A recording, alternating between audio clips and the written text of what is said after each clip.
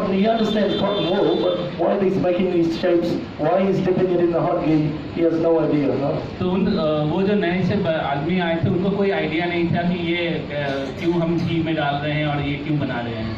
So then Pujari thanks him and he says, "You please stay. I'll give you something to eat just very shortly." No? तो पुजारी ने बोला कि तुम रुको, मैं तुम्हें कुछ खाने को दूंगा. So then the Pujari opens the curtains and he sees the deities and he's just, what is this? What's this? And of course the Pujari is doing the offering, but he doesn't pay attention to he smells the incense and it's all a big show he's never seen before. तो जैसे ही वो पुजारी जाके भगवान का ये curtain को हटाते हैं और विग्रह, तो वो जो आदमी था वो भगवान के विग्रह को देखता है पर उसे कुछ समझ में नहीं आती है क्या हो रहा है. So of course they offering the ghee lamp, but because it's such a new spectacle to him, he doesn't even, he has no recollection. He's just taking, it's like sensory overload. Like, what is this? What is that? तो वो जैसे ही आरती, जब पुजारी आरती कर रहे थे तो उन्हें कुछ समझ में नहीं आ रहा था क्या हो रहा है.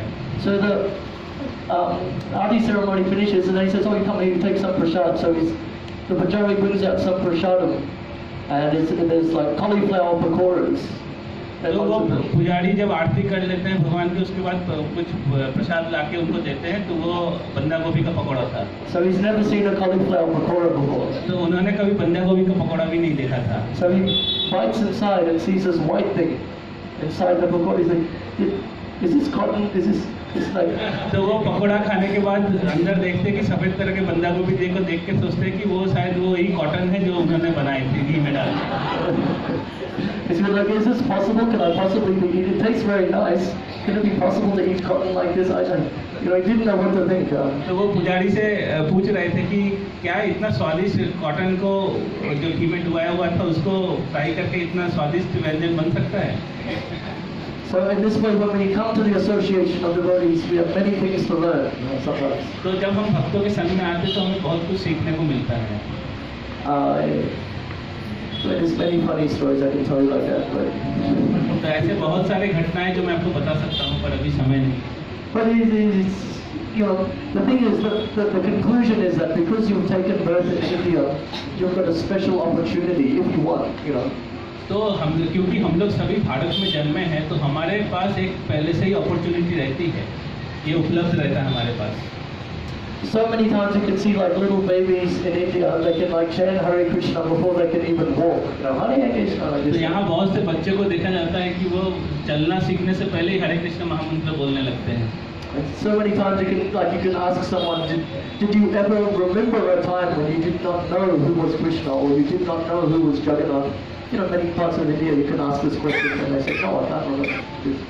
No, तो यहाँ पे हमारे देश में ऐसा होता है कि सभी आदमी जगन्नाथ और सभी भगवान को पहले से बचपन से ही उनके बारे में सुने रहते हैं, तो उनको पता रहता है.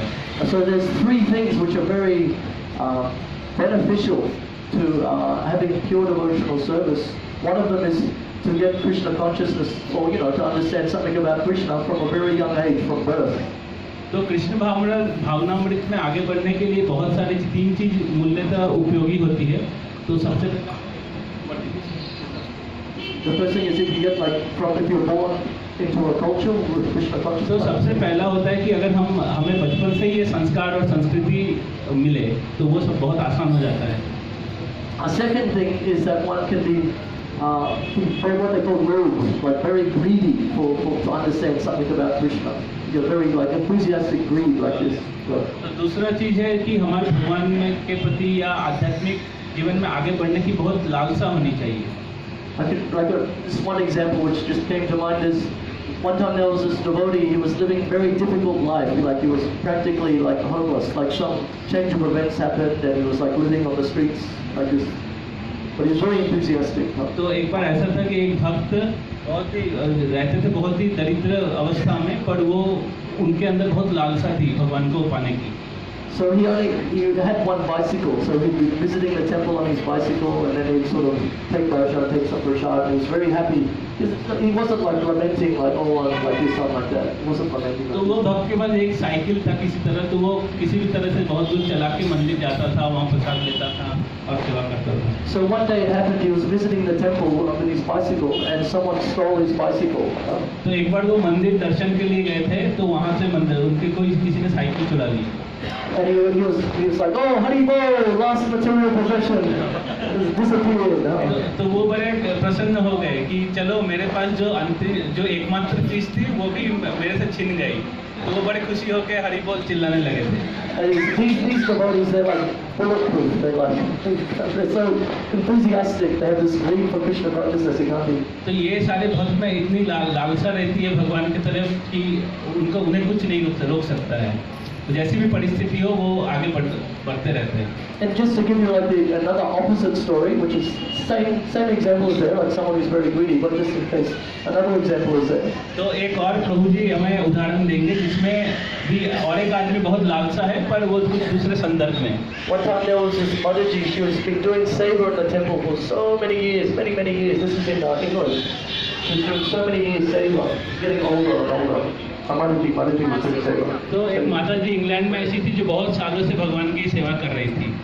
So family was not there so much, and she was just getting older, and the devotees are saying, look, Mataji, you're getting older, you have to look after yourself, maybe you should look for your future like this. तो वो माता जी अविवाहित थी, तो बहुत सारे भक्त उनको बोलते थे कि आप बूढ़ी होते जा रही हैं, तो आपको कोई परिवार की जरूरत है।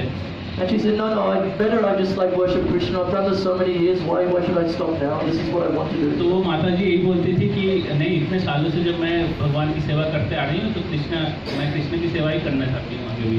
So anyway, one day she got the news that her auntie, one of her elderly relatives, had passed away. तो एक दिन उन्हें सुनने को मिलता है कि उनकी कोई चाची का निधन हो गया। She wasn't so connected to the family, but she thought, well, I should go because it's just my family. To the funeral. तो वो उनके अंतिम संस्कार में जाती है। So the funerals in England, they have many, it's a Christian country, so it was a Christian family, was not ISKCON or Hare Krishna. She was a devotee, but her family were not. So the funeral ceremony was in one of these small Christian churches. They have so many, like in the countryside in England, these small, ancient, like hundreds of years old churches. And they had many ceremonies. They're all over the countryside. तो वो भक्त माता जी के जो परिवार वाले थे, वो लोग क्रिश्चियन धर्म को पालन करते थे। तो वो एक छोटे से गांव में गए थे जहाँ पे एक चर्च था और वहीं पे उनका अंतिम संस्कार हो रहा था। So she finds to the small church. It's very difficult to find because there's no street signs and everything. But she finds the church.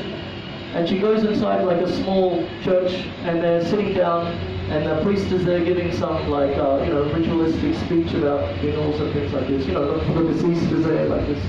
तो वो माता जी जब वो चर्च के अंदर जाती है तो वहाँ पे देखती वो गांव में था, तो छोटा सा चर्च था और वहाँ पे जो उनका जो पादरी जी थे तो वो कुछ एक बक्तृता दे रहे थे ये सब के बारे में।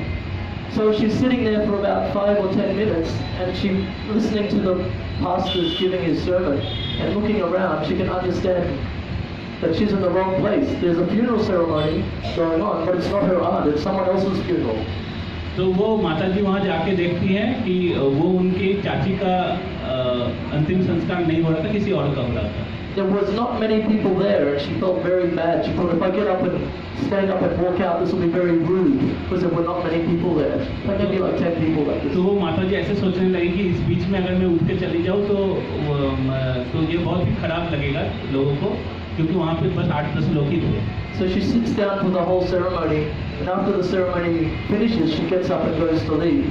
तो जैसे ये पूरा प्रक्रिया खत्म होती है उसके बाद ही वो उठ के जाती है वहाँ से। And this official man in like a suit, he comes up to her as she's about to leave and says, "Thank you very much for coming." The man in a suit. He comes up to her. तो एक व्यक्ति थे जो suit पहने हुए थे, तो जब ये माता जी जाने लगी तो उन्हें आके धन्यवाद बोला। So she tries to explain. She says, "Oh look, I meant to go to someone else's funeral. Actually, I do not know this man who left his body. I have no connection to it.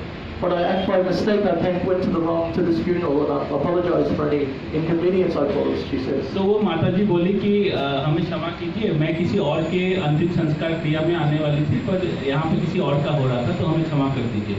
So the man says, no, actually it's okay. I'm actually a solicitor for the man's will. And the man wrote in his will, whoever attends my funeral, they will get a share of my inheritance. तो वो suit पहने हुए व्यक्ति बोले कि नहीं, ये जो आदमी मित्र जिनका अंतिम संस्कार हो रहा है, तो उन्होंने अपने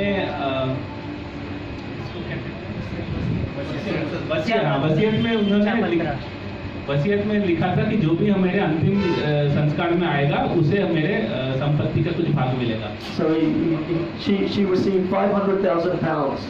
तो उन्हें 500,000, half a million. तो $500,000 उन्हें मिला, पाउंड मिला। 5 lakh. This is like big money. तो ये बहुत बड़ी रकम थी।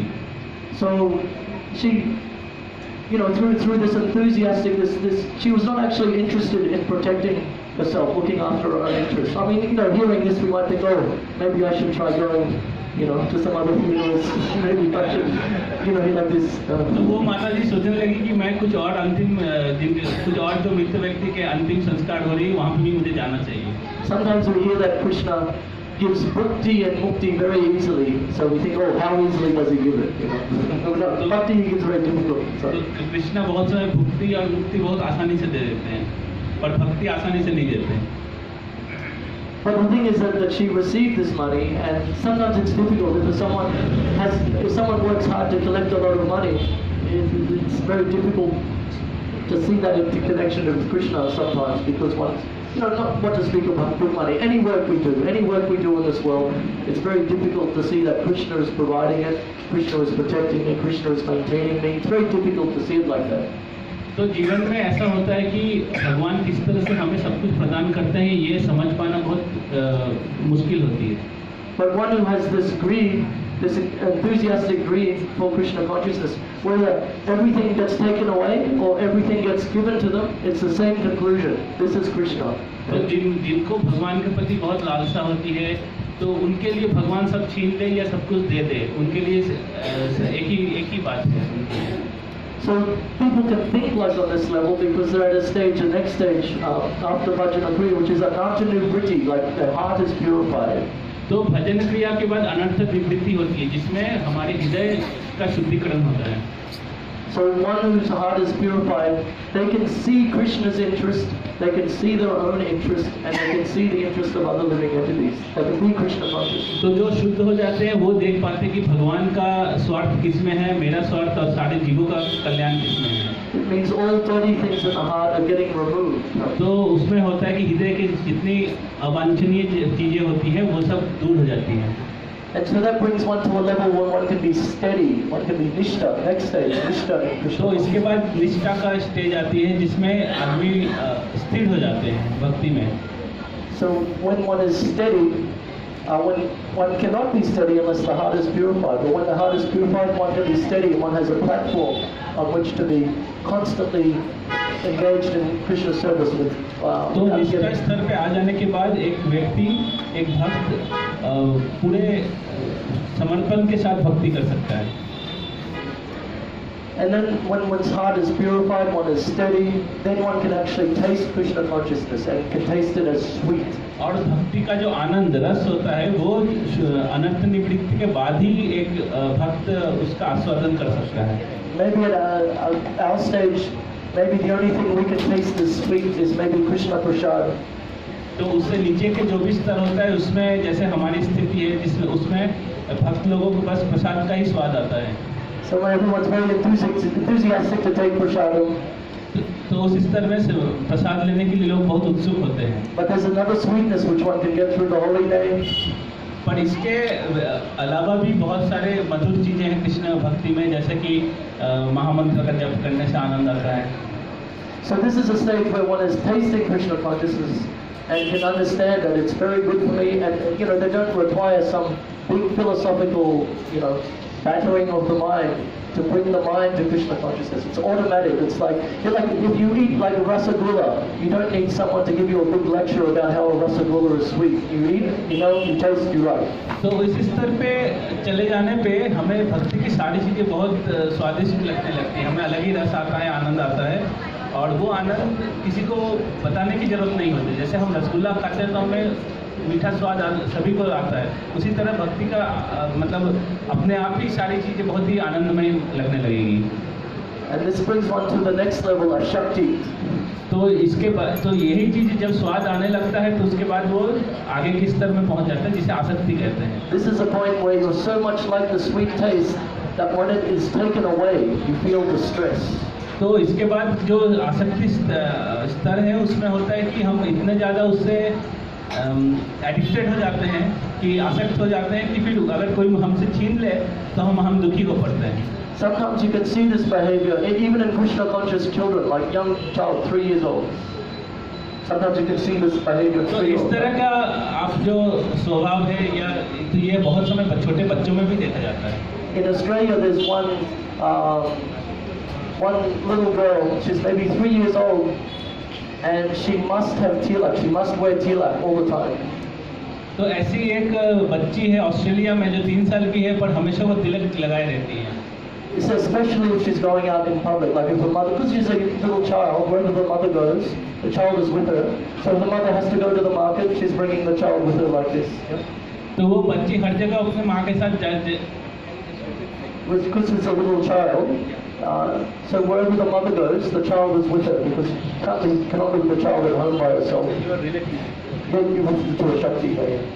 तो वो आसक्ति का स्तर ऐसा होता है कि जैसे एक माँ अपने बच्चे को छोड़ के नहीं जाती, कहीं भी जाए तो वो बच्चे को लेकर जाती है। आसक्ति स्तर भी उसी तरह का है कि इतना आसक्त हो जाता है कि हर जगह हम भगवान की से जो विषय वस्तु है उसके अलावा हम रह नहीं पाते हैं। So if the mother is going to market and the child does not have tilak on, the little girl will cry and say, "Where is my tilak? Where is my tilak?" And your mother must, because she cannot put the tilak on herself so nicely, she demands her mother put the tilak on for her. तो वो बच्ची जब भी market जाती है अपनी माँ के साथ तो हमेशा वो तिलक लगा के ही जाना चाहती है और उसके अलावा वो जाना नहीं चाहती है। So this is like very, in the same way, like at the moment, like we may be chanting Hare Krishna Maha Mantra on beads, and as soon as we finish our rounds, get it away, finish our rounds, throw the beads away. Well, that is finished. Oh my God, thank God, But this is a higher level is where when Krishna consciousness is taken away from you, you feel great, strong emotions.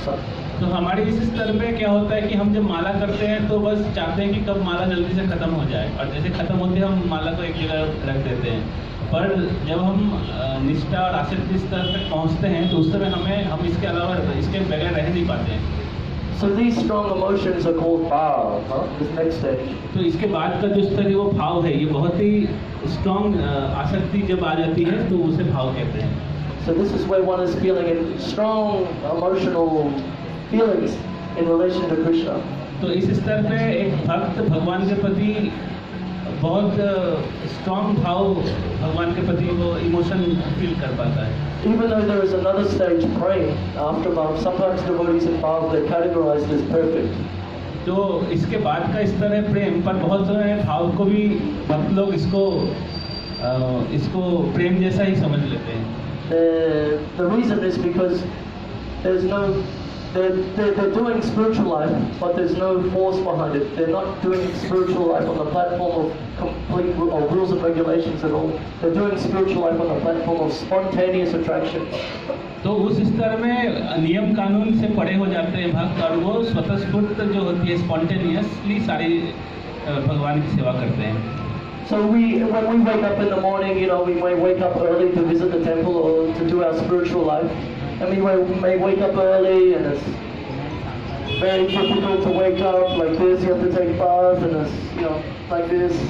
तो इस स्तर जो हमारी जो स्तर है उसमें क्या होता है कि हम जैसे सुबह उठते हैं और मंदिर जाना होता है तो हमें सुबह उठ के जाने की इच्छा नहीं होती है, परंतु जब भाव स्तर पे चले जाते हैं तो व्यक्ति खुद ब खुद ही उठ के स्वतःस्फूर्त वो ये सारी चीज़ें करते हैं।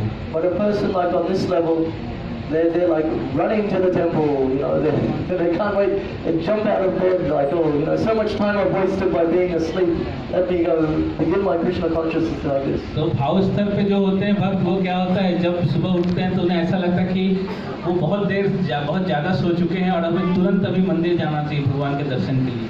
And of course the next stage is the culminates of the bhakti is its pure love of Godhead. तो भाव ही जब और गहरा होते जाता है तो वो फिर प्रेम बन जाता है। And this is a very high level. The reason, like I said earlier, Krishna gives bhakti and mukti very easily, but he does not give bhakti very easily at all. तो जैसे प्रभु जी ने पहले ही बोला था कृष्ण भुक्ति और मुक्ति दे देते हैं पर भक्ति इतने आसान से नहीं देते हैं और भाव ही जब और गहरा हो जाता है तो प्रेम बन जाता है। The reason for this is because of Krishna gives bhakti Krishna is giving himself, he gives controlling rights. तो कृष्णा जब भक्ति देते हैं, इसका मतलब है कृष्णा खुद को दे देते हैं, भक्त को समर्पण कर देते हैं खुद को.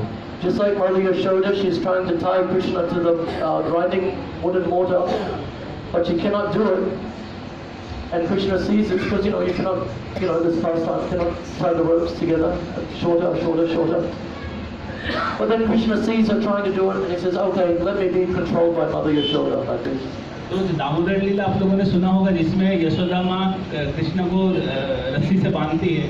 तो कृष्ण को जब बांधने जाती है तो हमेशा रस्सी छोटा ही पड़ जाता है. वो जितना भी रस्सी ला के उसमें जोड़े, हमेशा वो छोटा ही पड़ जा रहा था.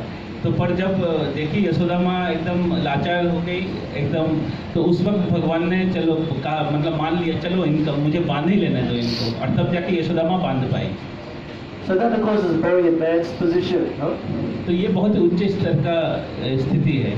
Bhaktivinoda Thakur, in explaining this process from Sraddha to prem, he says there's 2 points where the living entity can get stuck for many lifetimes. तो भक्ति विनोद ठाकुर एक हमारे पहले भूतपूर्व आचार्य थे, तो उन्होंने ये श्रद्धा से लेके प्रेम तक के बीच में 2 ऐसी स्टेज बताई है जहाँ पे एक भक्त फंस जा सकते हैं. The first position where a living entity can get stuck is from the very beginning, Sraddha, simply developing a faith outside of this material energy. तो पहला स्तर है जो श्रद्धा में होती है, तो उसी में बहुत सारे जीव फंस जाते हैं, जिनको उसके आगे बढ़ने में बहुत साल लग जाते हैं. And the second stage they can get stuck is around Bhajana Kriya and Artha Nivritti, like this position. तो और दूसरा प्रश्न को उनका बहुत संभावना रहती है, वो भजन क्रिया और अनंत निवृत्ति के बीच में. This is where one's trying to apply the process of spiritual life to clean the heart. तो उस स्तर में एक भक्त क्या होता है कि आध्यात्मिक जीवन शैली में वो प्रैक्टिस करना चाहता है पर नहीं कर पाता है. Prabhupada gives the example, if you turn the fan switch off, the power is no longer running to the fan, but the fan will still spin for some time. तो प्रभुपाद ऐसे बोलता है जैसे कि पंखा को जब बंद करो, स्विच बंद करो, तो तुरंत पंखा नहीं बंद होता है. So if one turns the fan off and then turns it back on and then turns it off and on, and this way the fan never really stops. तो ऐसा होता है कि प्रभुपाद जी ने जो समझाया कि जैसे एक व्यक्ति जो पंखा के स्विच को बंद कर रहा है और चला रहा है, तो उसमें क्या, तो पंखा कभी बंद ही नहीं होता है. So in this way, when we try to apply ourselves to the Bhajana Kriya, to the process of Anartha Nivritti, when we try to join that gap, we do the process, but then we get slack, get lazy, and then this way we get caught sometimes. तो बहुत समय होता है जब भजन क्रिया से हम अनंत निवृत्ति तक जाने की कोशिश करते हैं, तो हम बहुत समय हमारी उत्सुकता कम हो जाती है, हम ढीले पड़ जाते हैं, तो इसके कारण से हमारी अनंत निवृत्ति नहीं हो पाती है. So generally this is where we are. This is as devotees, perhaps commonly this is where we are. तो ये बहुत ही भक्तों में पाया जाता है, और हमारी स्थिति भी वही है कि हम भी उसी स्तर में फंसे हुए हैं, हम लोग ज़्यादातर भक्त लोग. This is why it's very important for us to have good association, where we can be socialized around good habits of spiritual life. तो इस स्तर में इस अवस्था में भक्तों को बहुत ज़्यादा से ज़्यादा साधु संग करना चाहिए. These are advanced stages like Shakti, like this. These are very, very advanced positions. These are not common positions. और अनंत निवृत्ति के बाद जो आसक्ति भाव, ये सारे जो स्तर हैं आते हैं, ये बहुत ही दुर्लभ है, सभी भक्तों में नहीं रहती है. Sometimes, particularly in West Bengal, like you can see so many like emotional displays of like tears before the Devi or something like this. But understanding, sometimes it's the way that somebody, by understanding the exalted position of something, they can imitate it just simply to तो ऐसा पश्चिम बंगाल में बहुत देखने को मिलता है कि कुछ सहजिया भक्त होते हैं, वो बहुत उच्च स्तर के जो भाव और प्रेम में जो ये होता है उनका अनुकरण करते हैं. We may be able to cheat people in general, but you'll not be able to cheat Krishna. तो हम उस तरह के लोग दूसरे लोगों को तो बेवकूफ़ बना सकते हैं, पर भगवान को कभी मूर्ख नहीं बना सकते हैं. At the time of death, what is actually residing in our heart, at the time of death, this will be broadcast into our mind, and in this way our next life will be determined. तो हमारे at the time of death, whatever is in our heart will be broadcast to our mind, and by I think whatever we're thinking at the time of death, तो जब मृत्यु का समय होता है तो हमारे हृदय में जो रहता है वही हमारे मन में प्रकाश पाती है और उसी हिसाब से हमें दूसरा शरीर मिलता है. So it's if we can, in a very simple sense, if we can think of Krishna, and if we can think Krishna as Krishna consciousness is very nice, that is sufficient to think of Krishna at the time of death. By Krishna's mercy, it can be possible, go back to Godhead. तो ऐसा है कि अगर हम सिर्फ इतना ही अंदर रखते हैं कि कृष्ण भावनामृत करने से ही सब कुछ हमें मिल सकता है और इसी भाव के साथ हम अगर कृष्ण भावनामृत करें तो भगवान की कृपा से हम अंत काल में भगवान का स्मरण कर सकते हैं. But we have to be very truthful with Krishna. तो पर हमें बहुत ऑनेस्ट होना पड़ेगा, ईमानदार होना पड़ेगा भगवान से. Very truthful with ourselves. और हमें खुद से भी मतलब ईमानदारी रखनी पड़ेगी. And this way Krishna's mercy can extend and give us the hope to cross something which is otherwise insurmountable. तो इस तरह से कृष्णा की कृपा मिलते ही हम मृत्यु के समय कृष्णा की कृपा प्राप्त कर सकते हैं और भगवत धाम जा सकते हैं. So thank you very much. तो प्रभु जी धन्यवाद दे रहे हैं आप लोग को सबको, आपने सुना इसलिए. Hare Krishna, Hare Krishna, Krishna Krishna, Hare Hare, Hare Rama, Hare